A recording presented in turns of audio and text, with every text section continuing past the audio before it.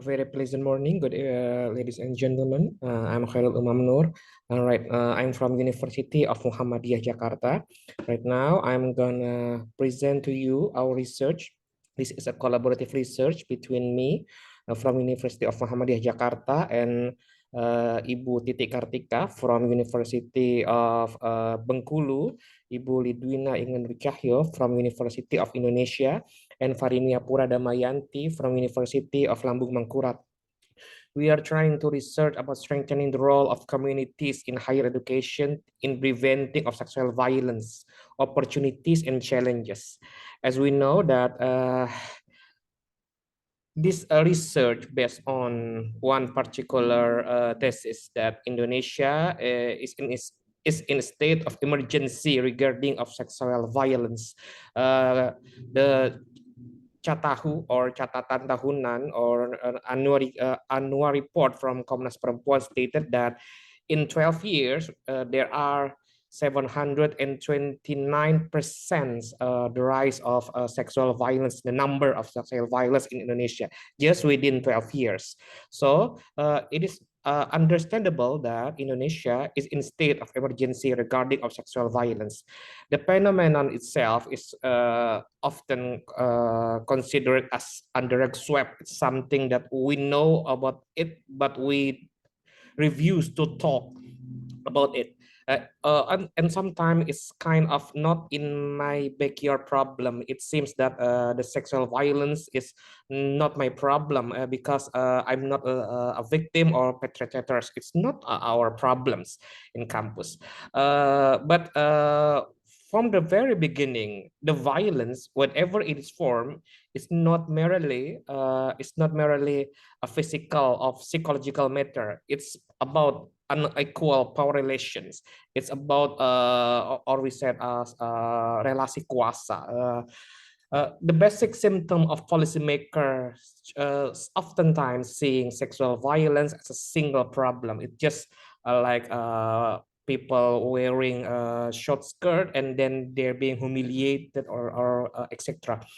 It's not something that really we are thinking about deeply thinking about. It's just a simple problem for most of us. The perspective of intersectionality to understand the violence, it's important to have this perspective because intersectionality can provide a framework to understand how the various social identity or cultural aspect colliding when we are talking about sexual violence. The victim of sexual violence is not only women but also men, children, person with disabilities. It doesn't matter are you come from like higher institution or maybe higher economic situation.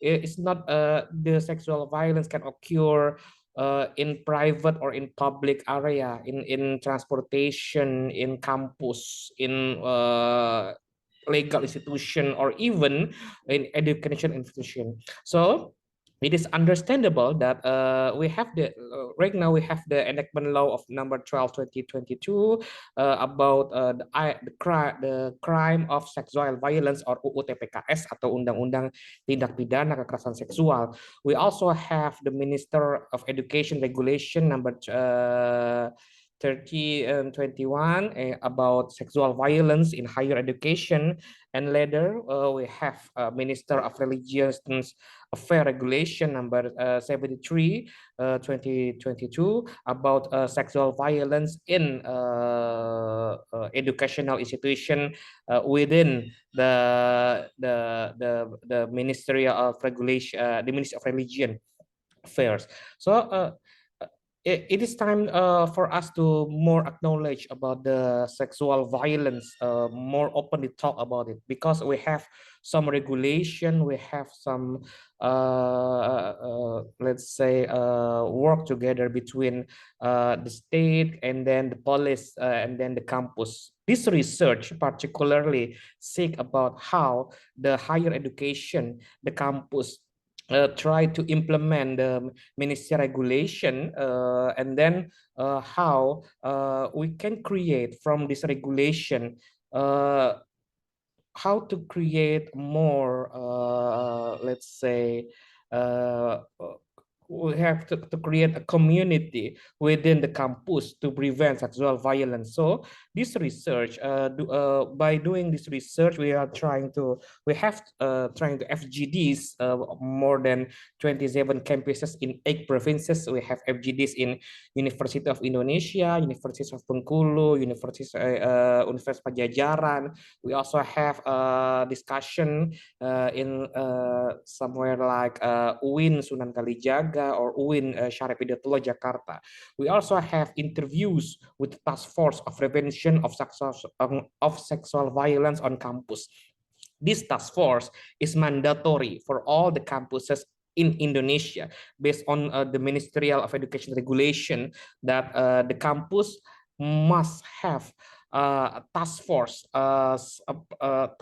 to prevent or handling the sexual violence. We interviewed the task force from UNPA, the Unika Atmajaya Jakarta. We also interviews task force from University of Udayana, University of Erlangga, and so on.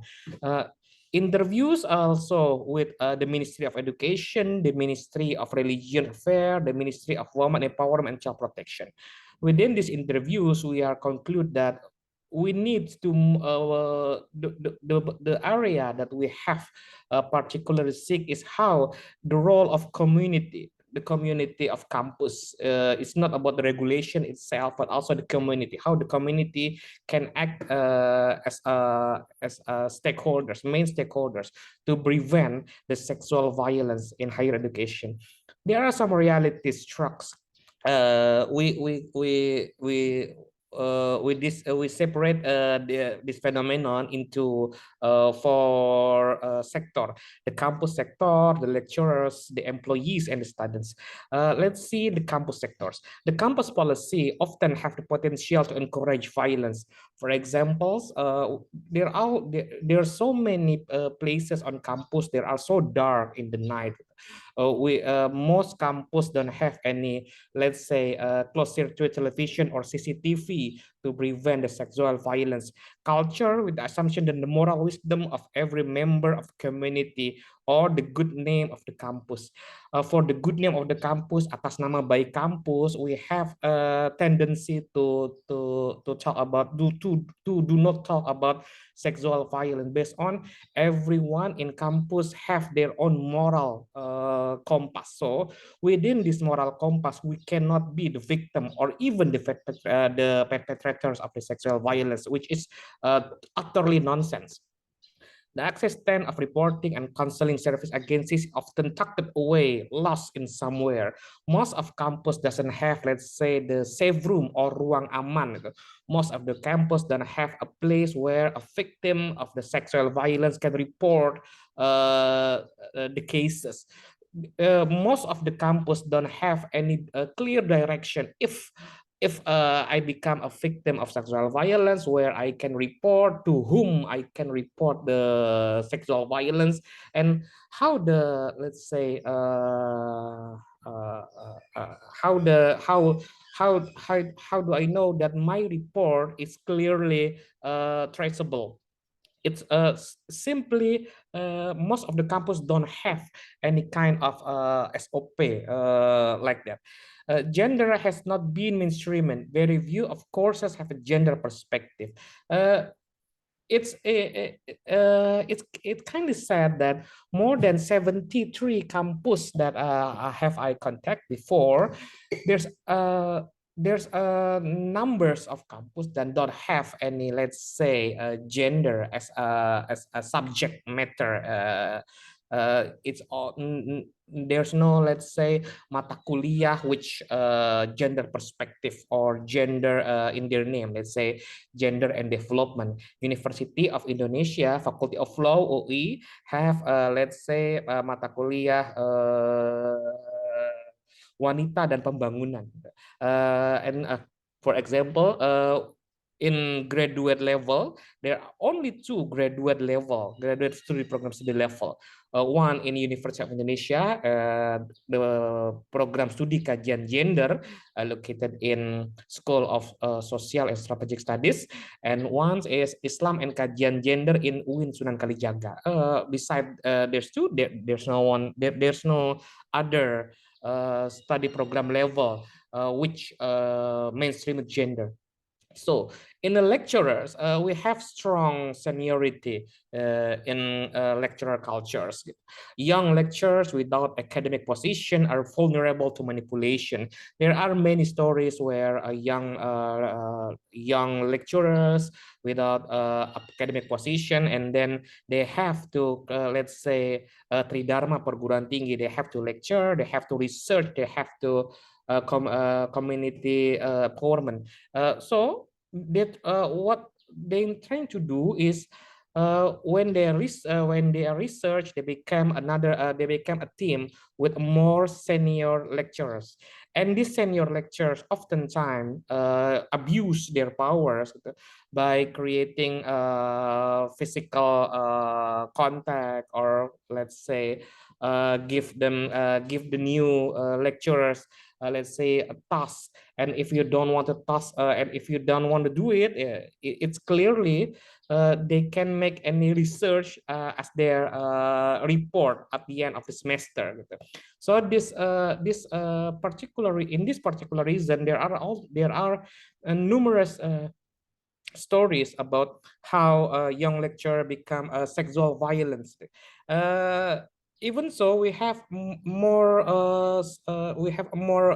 common phenomena like catcalling or body shaming culture.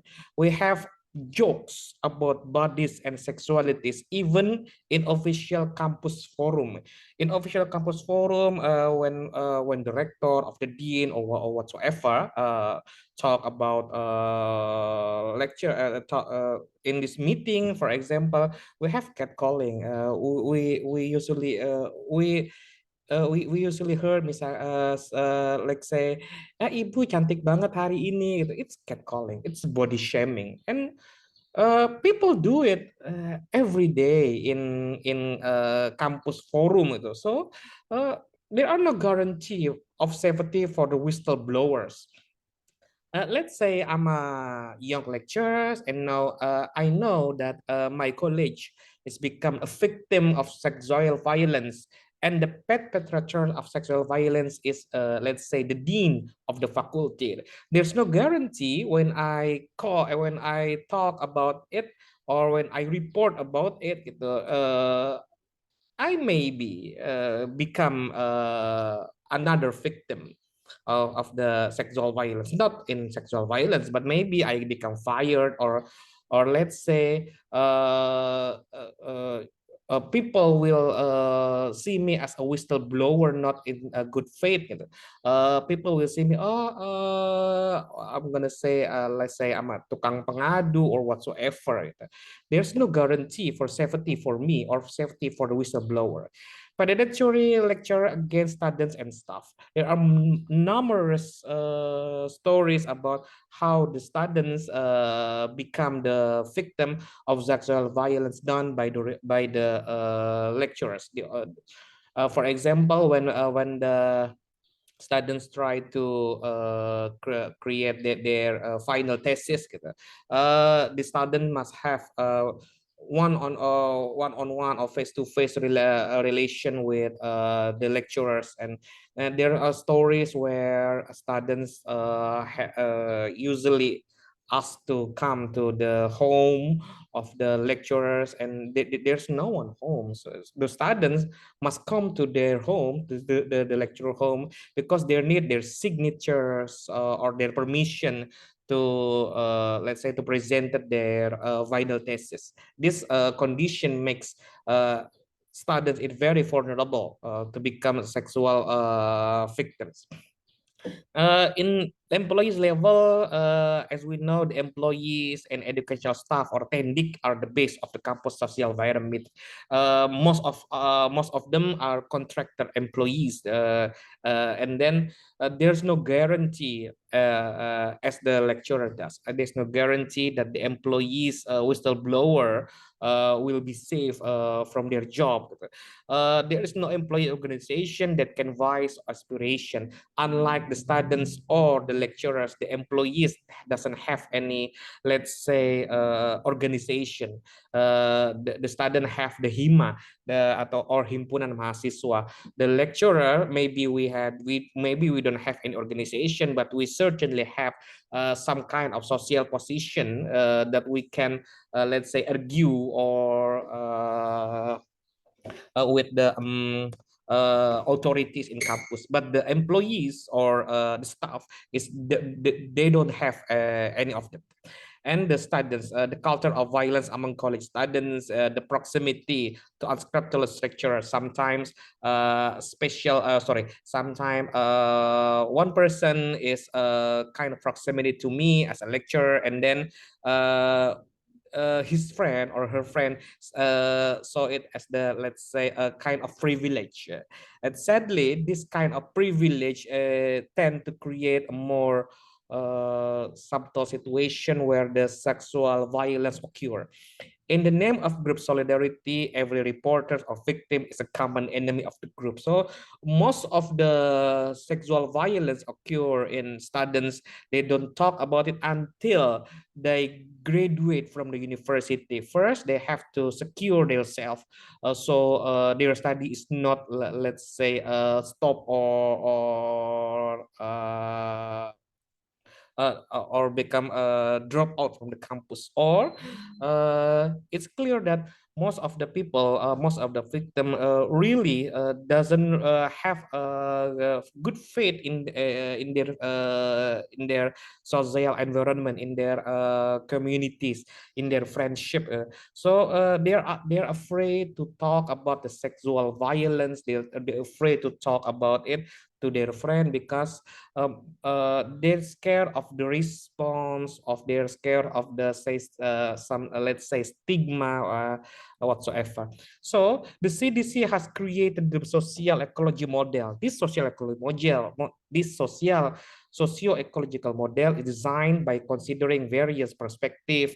In this case, the many factors that contribute to violence. We have 4 layers of social ecology model: the individual, the peer, the institution, and the community.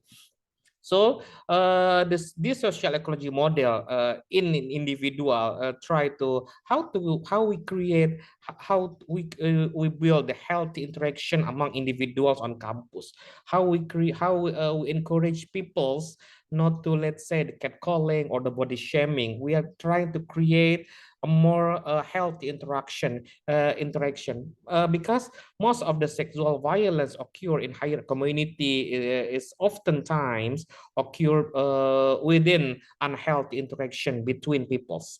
Building positive norms about gender and sexuality, we cannot talk let's say you are banci or whatsoever. It's we talk about a positive norm about gender and sexuality.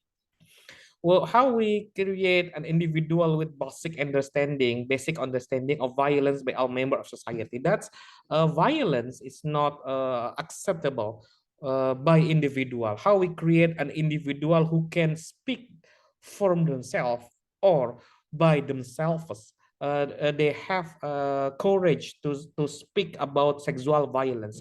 And in peer or partner, we are trying to carry out investigation against people or potential that support facilitated the violence. We are trying to empowering peers, empowering friends or social circles as a whistleblower. When we know about the cases of violence, we can support the victims. But what I must highlight here is the main concern is the victim, the safety of the victim. So as if I know someone has become a victim of sexual violence, not uh, uh, um, uh, by what I know, that I cannot and then speak to other people. Hey, see, A has become become a experience sexual violence. It's not like that. The whistleblowers means that uh, if I know that someone become the sexual violence victims, then I become the social bystander. I can help her or help him to let's say reduce the trauma, or help him or help her to, let's say, to report to the task force or the police or whatsoever. And in institution level, it is clear that institution has to promote a culture of non-violence and respect for others. It's clear that institution have, let's say, creating a more clear way that we have to talk about sexual violence in a clear manner. We have institution have to campaign for social norm related to violence, and the hotspot mapping, let's say, the dark side area, or area without the CCTV or whatsoever. The area have the potential within the campus, or inside or outside the campus. And of course, the institution have enforcement law against violence. We have to create a more regulation within the campus. We have to, let's say, peraturan rektor regarding of the sexual violence. And for the community, we have to create involvement of all civil society to prevent act of violence. The sexual violence matter is not only merely the problem of the victim, or merely the problem of institution. It's the problem of all. We have to create a community. We have to create a community and strengthening the community that can support the strengthening, the prevention, the handling, rehabilitation mechanism on off the campus. So we have to create more community that have encouragement to say no to sexual violence. And the community itself, it involves the alumni, the NGO, the CSO, but also we have also collaborate with the Ministry of Education, Ministry of Regulatory Affairs. We have let's say the LPSK, Lembaga Perlindungan Saksi dan Korban. We have collaboration with police or judiciary system. So by the end of this presentation, I would like to thanks to Ministry of Education, Culture, Research, and Technology Republik Indonesia for the support, the LLDT 3, Director of University of Madinah Jakarta, and research partner University of Indonesia, University of Bengkulu, and University of Lambung Mangkurat. So I conclude this presentation here. Thank you for your kind support and opportunities. We will see you next time. Assalamualaikum warahmatullahi wabarakatuh.